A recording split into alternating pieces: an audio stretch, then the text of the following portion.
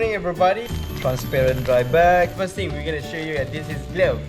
Glove, you really need to have this in your first aid kit. Glove. Second thing, face mask. This is for CPR face shield. This is face mask, and then we have face shield for CPR. Pills.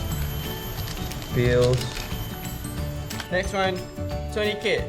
As you can see, this one. Wound cleaning stuff and bandage. Pressure bandage. Some kind of bandage. Tape.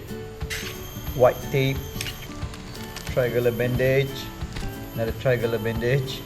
A different material. Some empty plastic bag just to put maybe extra glove. Some rubbish.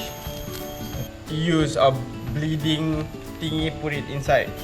For heavy bleeding, sanitary pad. Sanitary pad for major bleeding to stop them. A sock note and a pen. Nail clipper.